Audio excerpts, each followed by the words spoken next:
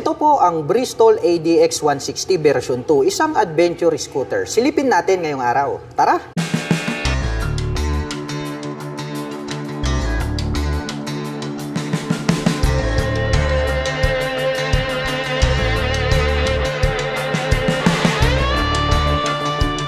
Ito naman po ang Bristol ADX 160. Napakalupit talaga ng kanyang body and design. At nahahawig po yung kanyang itsura sa XADB. Kaya para sa akin, ito ay very attractive sa aking mga paningin. Ang ganda po pala ng pagkakadesign nitong kanyang headlight. At gumagamit po pala ito ng dual projector lights para naman po rito sa kanyang main headlight. At dito na rin po pala located ito pong kanyang mga turn signals. Ito pong red color dito. At mayroon pa po pala siya ritong split na daytime running light dito sa bandang itaas. Kaya talagang napakaganda rin ng pagkakadisenyo nito pong kanyang ilaw. Dahil magkakasama na po lahat dito po sa kanyang headlight assembly. Ito po palang kulay na to, ito po yung kanilang glossy white color. Ang ganda rin po nito pong black color na parang nagsisilbing kanyang pangil dito po sa bandang harapan. At nakadirekta po yan dito sa bandang gitna in matte black color. At ito naman pong kanyang windshield, clear color po yan. At ang kagandahan yan, ito po ay adjustable. Kaya pwede po natin yang itaas, ibaba, depende po sa ating riding condition. Mapunta naman po tayo rito po sa kanyang front suspension. Ito po pala ay equipped with inverted telescopic fork, gold color, no? Yayamanin yung kanyang dating. At ang kagandahan naman po nitong inverted telescopic fork ay nakakapagbigay po ito ng outstanding na bouncing performance. At ito naman pong kanyang front fender, glossy white color, may nakalagay naman po rito na TCS, also known as traction control system. So ang kagandahan naman yan dito po sa bandang likuran, meron po itong tracking device. Mino-monitor po nito 100 times per second ang pag-ikot ng mga gulong. At kapag na-detect niya po na mag-i-slip or mag-i-slide yung ating likurang gulong, ay agad niya pong hahabulin yung ikot ng gulong rito sa bandang harapan at pagpapantayin niya po yan para po ma-prevent na mag-slide. Ito pong ating adventure scooter. Magagamit din po natin yan pagdating po sa mga cornering. Ito po pala ay gumagamit ng single rotor disc brake na naka-flower design with 2-pot caliper na matte black. Ito talaga yung literal na adventure scooter dahil nga po ito ay naka-spokes and rim set. Gold color naman po ito pong kanyang rim at yung kanyang mga spokes is stainless steel at itong kanyang hub is gold color din po siya. At ito naman pong kanyang gulong rito sa harapan ay naka-semi dual purpose pattern tires, pang on and off road yung kanyang design. At CST naman po yung brand name nito pong kanyang gulong rito sa bandang harapan. At ito naman po ay mayroong sukat na 110 by 80-14.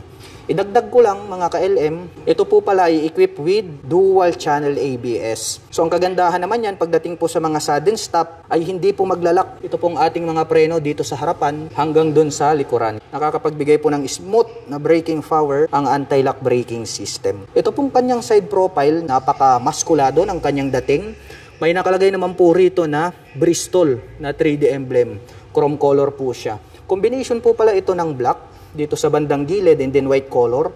Nagkaroon siya ng additional dito na honeycomb design. At ito po palang kanyang meter panel display ay equipped na po ito ng screen mirroring, which is pwede na po nating i-connect ito pong ating mga ginagamit na mga mobile phones. So kung halimbawa nanonood tayo watching movies ay magdi-display po siya dito po sa ating meter panel display. So, napakagandang features nun. Pagdating naman po rito sa kanyang mga button selectors, mayroon po itong passing light, high beam and low beam, hazard, at ang kanyang turn signal selector. Nandito naman po yung kanyang horn. Habang dito naman po sa kabila, mayroon po itong auto stop start system. Magagamit po natin yan sa mga traffic situation. Mayroon po palang on and off, ito pong kanyang traction control. Mayroon din pong on and off, ito pong kanyang main headlight. At nandirito naman po yung kanyang electric starter. Ito naman pong kanyang mga brake levers is black color po siya. Ganon din po yung kulay nito pong kanyang end bar. Dumako naman po tayo rito po sa kanyang ignition. Ito po pala ay equipped with smart keyless system. Kaya makikita natin dito yung kanyang navigation knob. So pa-remote na lang po tayo kapag ating i-activate ito pong adventure scooter na ito. At bukod dyan, included na rin po pala rito yung kanyang fuel at set opener. Dito naman po sa bandang kabila, nandirito naman po ito pong kanyang left side pocket. Buksan natin. Sukatin natin kung malalim. Malalim din siya. So pwede po tayo rito mag-store ng mga mobile phones. At ang kagandahan niyan, meron na rin po pala siyang integrated dito na USB charging port. Type A po siya. Gagamit na lang po tayo rito ng charging cable. Ay pwede na po tayong mag-recharge ng ating mga mobile phones at gadgets. At ito naman pong kanyang fuel tank ay located po pala rito sa bandang gitna. Ang kagandahan naman yan kapag kayo po ay magpapagas is more accessible naman po siya. At ito po pala ay merong fuel tank capacity na 10 liters. At mayroon naman po itong fuel consumption na 40 km per liter. Mapunta naman po tayo rito po sa kanyang upuan. Ang lapad po pala. Ito pong kanyang upuan. Combination po pala ito ng black at saka gray color. Yung pagkakatahi naman po is matibay. At ang isa sa mga nagustuhan ko rito, napakalambot po pala. Ito pong kanyang upuan. Buksan naman natin ito pong kanyang upuan. Silipin natin itong kanyang underseat compartment. Ang luwag po pala. Ito pong kanyang seat storage. Kaya marami po tayo ritong mailalagay na mga personal belongings. At sa tansya ko naman, kasya naman siguro dito yung half-piece helmet. Depende na lang sa size. At ito po palang kanyang integrated na grab bar, parang metallic gray yung kanyang pagkaka-finish. At ang kagandahan niyan, converted na po siya as rear carrier. Kaya kapag bumili po kayo nito pong ADX 160, straight out from casa, pwede na po kayo agad maglagay rito ng top box. At ang Bristol ADX 160 ay meron po itong 780mm na seat height. Ngayon naman ay susubukan nating sakyan para maipakita ko po sa inyo kung gaano nga ba ito kataas. Ayan. Mababa po pala ito mga ka-LM ha. At para naman po sa mga magtatanong, ang aking height is just around 5'6". Makikita nyo naman lapat na lapat yung ating paa. Kaya masasabi ko na very comfortable po ito para sa mga tulad ko na 5'6" in height. At para naman po dun sa ating mga kababayan na hindi naman masyadong katangkaran, nothing to worry about.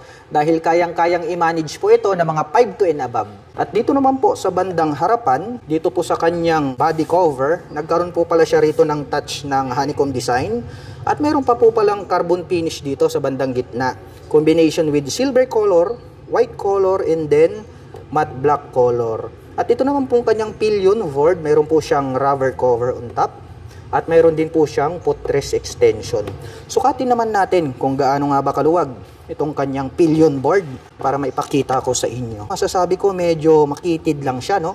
Kasi nga napakakapal itong kanyang body, which is napaka-bulky. Pero ito pong kanyang pillion board, halos kalahati lang nung paa ko ang nakasampa. Pero okay lang din naman, comfortable pa din naman. At ang kagandahan po nito kapag kayo po ay maglo-long rides at yung inyong mga paa ay nangangalay na, meron po itong footrest extension na kung saan ay pwede nating i-stretch ang ating mga paa kapag nangangalay na. Silipin naman po natin ito pong kanyang tail light. Ang haba po pala nitong kanyang tail light. Para sa akin, more visible to dahil talagang napakalapad. Nandirito naman po yung kanyang brake light. At ito po palang kanyang mga turn signals is nandirito siya sa bandang ibaba. LED na rin po yan.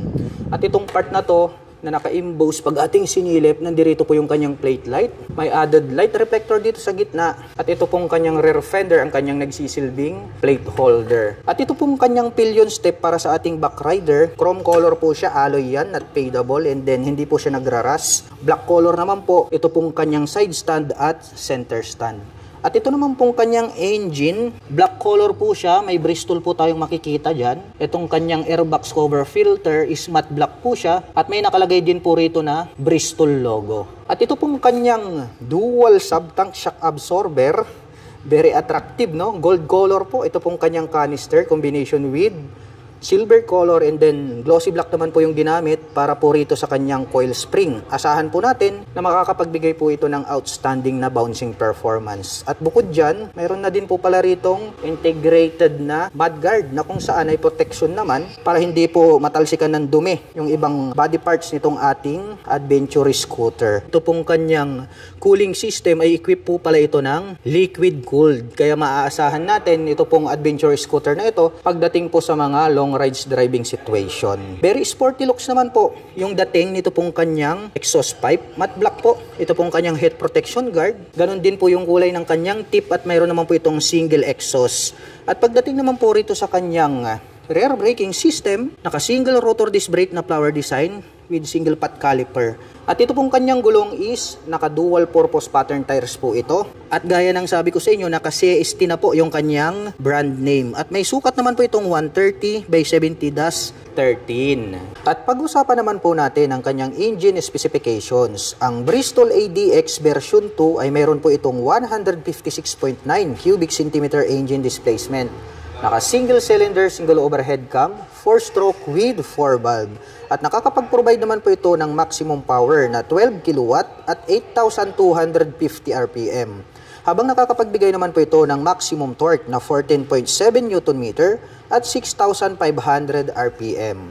At ang presyo naman po ng Bristol ADX 160 version 2 ay nagkakahalaga po ito ng 178,800 pesos. Kung makukuha nyo po palang discount pagdating po sa cash payment ay 20,000 pesos. At nagkakahalaga na lamang po ito ng 158,800 pesos. At kung gusto mo naman pong kumuha ng hulugan, ay kailangan mo lang pong mag-down payment ng 35,760 pesos. At mayroon naman po itong monthly installment na 6,477 pesos sa loob po yan ng 3 taon. At para naman po sa mga nakapanood ng video na ito at interesado pong maglabas ng Bristol ADX 160 version 2 ay maaari nyo po silang puntahan at bisitahin.